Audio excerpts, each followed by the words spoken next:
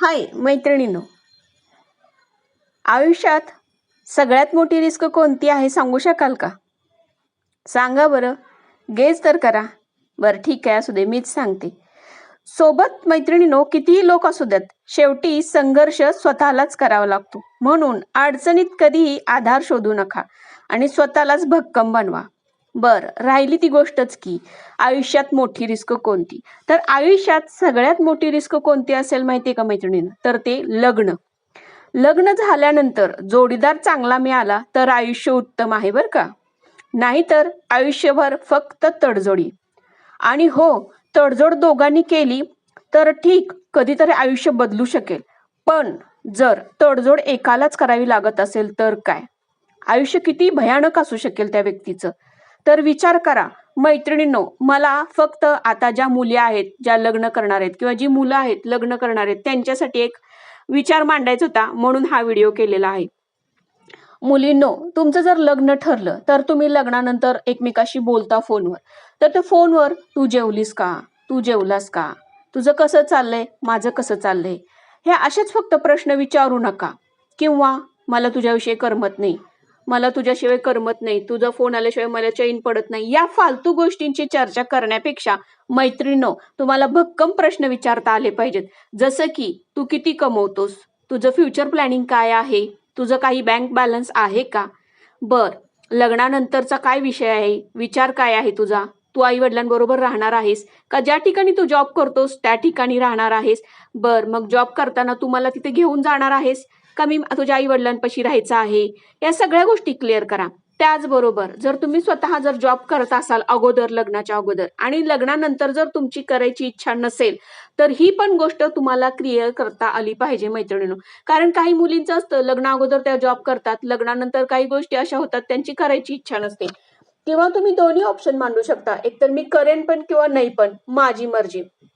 त्याचबरोबर मैत्रिणींना, जर तुम्हाला जॉब करायचा असेल तर तुमचं इन्कम, ते इन्कम तुम्ही संसारासाठी खर्च करणार आहात का नाहीत. मग संसारात काही गोष्टी आल्या तर त्याचा प्रसंग आला, काही एखादी मोठा खर्च आला तर तो खर्च कोणी बघायचा? मुलानं बघायचं का तुम्ही स्वतः, म्हणजे नवऱ्यानं बघायचं का बायकोनं बघायचं? या गोष्टीची पण चर्चा तुम्हाला फोनवर करता आली पाहिजे.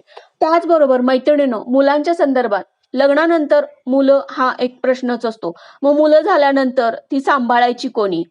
जर आता तू मुलगी आणि मुलगा दोघं पण जर जॉब करणार असतील तर ते मुलं सांभाळायचा प्रश्न येतोच ना.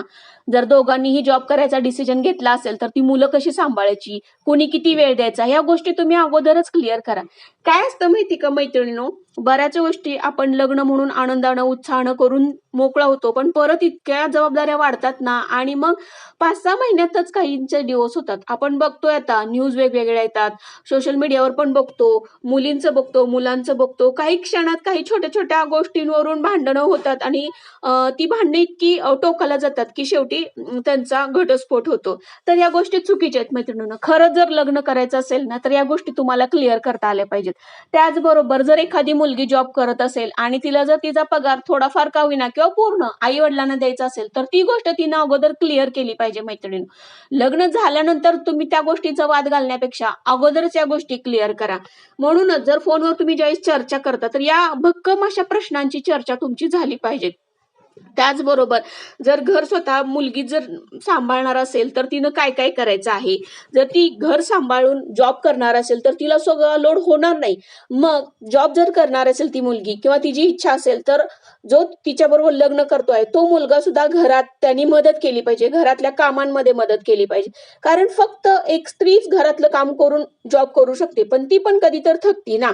मग त्याचबरोबरच्या पुरुषांनी पण जर जॉब करत करत तिची मदत केली, घरातली काही कामं आवरली, तर ती बाहेर जॉब करू शकते आणि त्यामुळं काय होतं, तिलाही थोडासा आराम मिळेल. तर मैत्रिणींनो आणि मुलींनो, जर तुम्ही लग्न करणार असाल तर या गोष्टींची नक्की चौकशी करा.